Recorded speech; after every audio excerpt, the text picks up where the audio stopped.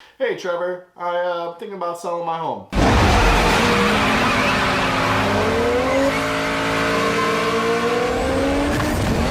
Sounds great, I'll see you on Monday.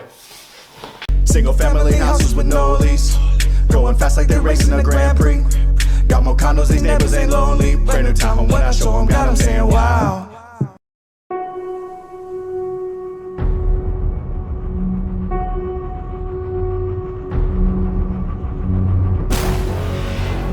So, you are ready to sell your first home and you have no idea really where to start. Well, you have a general idea, but you've got questions. I'm here to answer them for you. What's up everybody? My name is Trevor. I'm a Central Florida Realtor. Today's video, I'm going to be explaining and demystifying some of the questions around selling your first home. Now, I'm sure whenever you bought your first home, there was a ton of ambiguity. You didn't really know what you didn't really know. And now, because you bought that first home, you know a little bit about it. You know some stuff, but when it comes to selling your first home, you're likely gonna have questions. Now, with all that being said, I'll go ahead and get into the seller's side of the transaction. Everything from soup to nuts of what you should be expecting when you ask a realtor to help you sell your home. I personally like to do all of my listing presentations in person. It just makes it a lot easier. I can get an eye on the property, I can see the updates that you've done, and really be able to give you the true value of what I think your home could sell for. Now, I personally come armed with a physical binder. Inside that binder, I will have the complete CMA done, the comparative market analysis finished, and within the CMA, I will have all of the pictures of all of the comparable properties in there, so you can see physically, actually, all the properties that have sold and what the condition of those properties were. So any updates that they've done, any flooring they've updated, any and all of the listing pictures are on there, so you have them on hand. So you can do a live comparison when you walk into your kitchen and say, okay, that's what my kitchen looks like, this is what the sold kitchen looks like, and here's why there might be a price difference, or here's why those are comparable. Also with the CMA, I'll include the listing agreement and everything else that includes for our documents, so that way the seller is completely informed and they know exactly what to expect from me whenever we get started.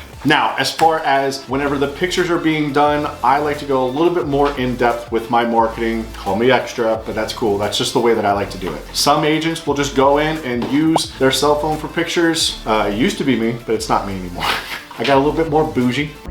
Super bougie, gourmet kind. Now we actually have professional pictures done. I do a VR tour, like a virtual reality 3D tour of the home. So that way buyers online can see and basically virtually walk the property before ever having to leave the comfort of their own home. Like during COVID times, it was great because buyers were able to see virtually and walk through the property with never having to leave, never having to worry about safety, anything of that nature. Also, in addition to the virtual reality and the professional pictures, I do a personal video tour of the home. This is also whenever I'll double check to make sure that I have the room dimensions written down and I can fill out all the MLS information that I need, so that way we can convey the proper information on the MLS. So this entire video and marketing process, I usually tell people about 5 hours. That's really on the long side of it. It really just depends on the staging of the home of what we need to do. You know, do we need to declutter the countertops? Do we need to take magnets off the refrigerator? You know, do we need to tidy up certain things to make it look more presentable? Do we need to make the beds? Just general detail work, because like I said, the success is in the details. So I like to go a little overboard and make sure, maybe a little OCD, to make sure that things are done correctly, everything is symmetrical in the pictures, because it really just does make that difference whenever the pictures are online. Damn it, my phone just dinged.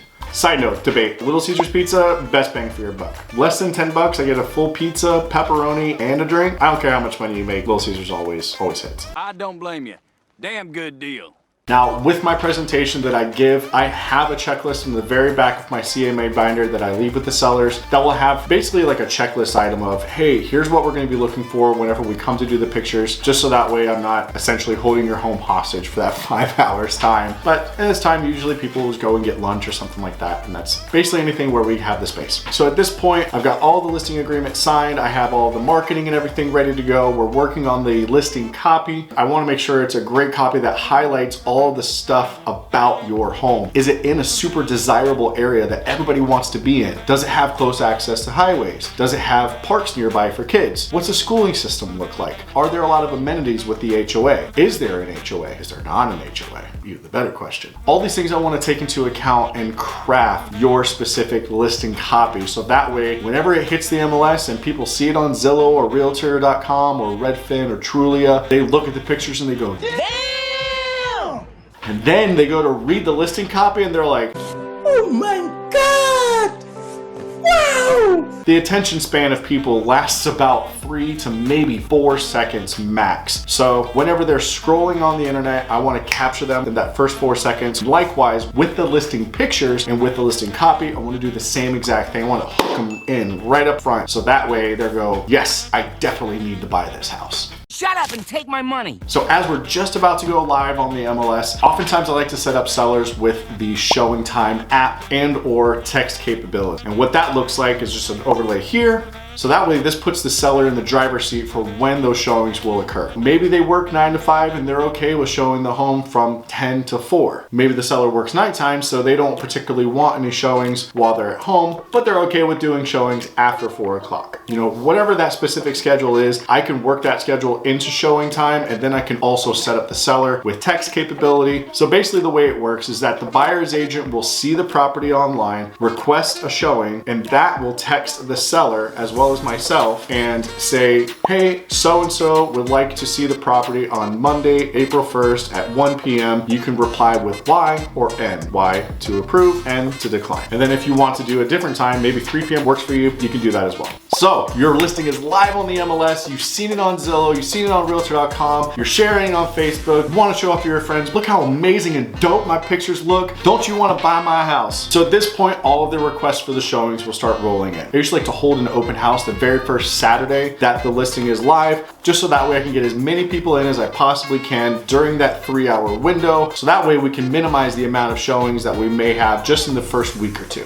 Also, this creates a little bit of a sense of urgency for buyers because they're all going to be in there at the same time, seeing the home, seeing everything that they might like about it. That can create a little bit of a bidding war. Sometimes it does, sometimes it doesn't. But for what it's worth, my experience has been is that it definitely does create a little bit more of a buzz when everybody's there at the same time. A little blood in the water, if you will. So at that point, your realtor should be collecting all of the offers to be able to present to you. Some may have a deadline. I usually like to keep my deadline for that following Sunday at like 5 p.m. So that way come Monday, I can collect all of the offers, put them in a binder or put them in folders and present them to the seller and let them make their choice of what offer they want to go with. Now, there are a lot of things that I love to keep digital about, but there are other certain things about business. I'm romantic whenever it comes to staying just analog. Printing things out, bringing the offers to the seller and having them on paper is one of those things. It makes it easier for sellers to see what offers they have. There's no real confusion. It doesn't get lost in email. If you're in a multiple offer situation, you have your buffet of choices of which one you want to go with. And even if you just still have one offer, I still like to do that in-person presentation. So that way we can talk about the actual offers itself, the terms of the offer, the inspection period, when they expect to close, if that works for you, anything that might need to be changed. I'd much rather have that conversation in person or on the phone, so that way we can better understand if this is the actual offer for you. So at this point, the home buyer is likely going to hire a home inspector to come in, and typically their home inspection is going to be called a 4-point inspection, which stands for your roof, your HVAC, your electrical, and your plumbing. Basically the main components of the house to make sure that there are no leaks and no defects with the home, so that way they have the report. Now, in addition to the home inspection, there could be several other inspections. If there's a pool, there may be a pool inspection. If there's a septic tank, maybe a septic tank inspection and a pump out. If the home is wooden, they may have a WDO, or wood destroying organism, also known as a termite inspection done. Depending on the home buyer's insurance policy, they may request a wind mitigation. Basically in the state of Florida, meaning that the roof's not going to rip off during a hurricane. That's typically done with the home inspection anyways. But during that inspection period, that's when they're going to have all the inspections done, so that way the buyer feels safe and comfortable moving forward with the transaction. This could also be a revisiting of the negotiation stage, because if the buyer comes back with the inspection report saying that there are defective items with the home, so let's say the HVAC doesn't perform properly, or there's a leak under the sink, or certain little things. Some buyers can ask for anything that they want. They could ask for a replacement of a defective door handle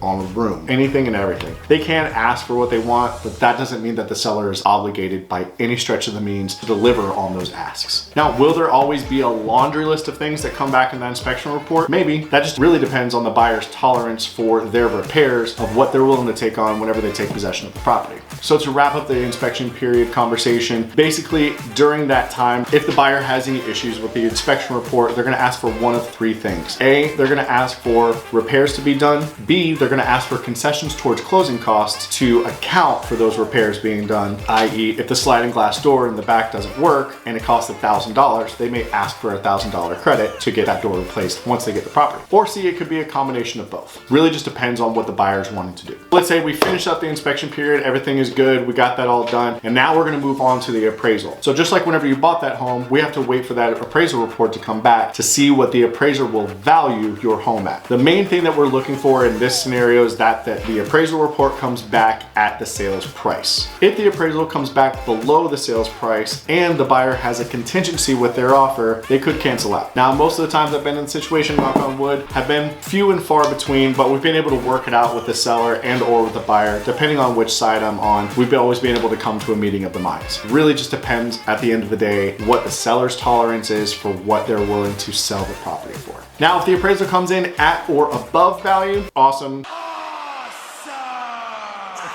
No need for further explanation. We're good to go. Green light to the next stage. So let's say the appraisal comes back and everything is awesome. The next step that's going to happen is all basically on the buyer side. So their lender is going to start working for the conditional approval. The title company is going to do their final checks for any permits or anything else to make sure that they can convey clear title with your property to the new buyer. So if you have an HOA, this is where they're going to do an estoppel letter and just make sure that there are no other liens or anything on there. So like you don't owe a pool guy 30 grand that you decided just not to pay him. That will likely show up on title search. So be sure you pay your people. Quick recap of everything, make sure we're all on the same page. Inspection period is cleared, appraisal is cleared, everything is good to go. The 3 magic words we are looking for will be the following from the lender. I've got tacos.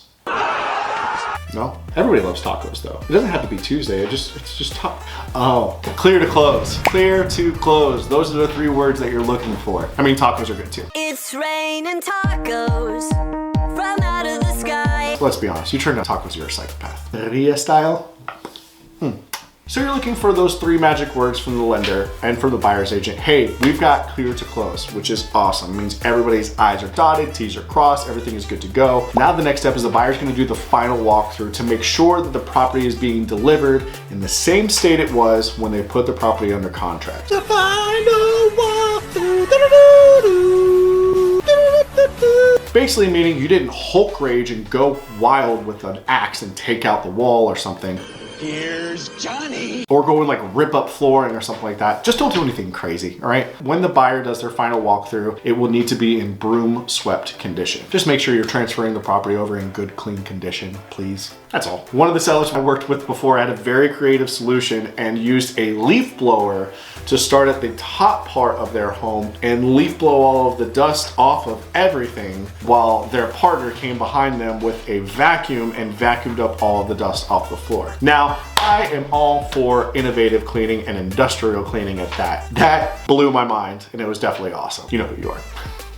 So just before the final walkthrough is done, typically title will go ahead and have you come in and sign on your half of the documents. Now, as opposed to whenever you went to go buy that home, when you go to sell, your buying stack of paperwork probably looks something like that. When you go to sell your home, the documents are maybe about 15, 30 pages, absolute max. So it's a very fast transaction. A lot less paperwork to sign, usually a lot easier. Now, if you're doing an in-person closing with the title company, this is where you're gonna basically give over the keys, give over the garage door opener, anything and everything that you have for access points, give that to the title company, or sometimes they work it out between the realtors that they're gonna transfer the keys that way. Whatever it is, once the buyer signs, that's when they get the keys, the garage door openers, everything. Now, the closing can be on separate days. Like one of the transactions I just worked with, the seller signed on a Wednesday and my buyer signed on a Friday. They don't have to meet in person, just as long as they have the signature on the documents, that's all that matters. And then the very last step is just for the title company to let us know, hey, the deal is closed and funded. That usually comes in the form of an email, and at that point, they'll go ahead and disperse funds to everybody, meaning that you get to cash in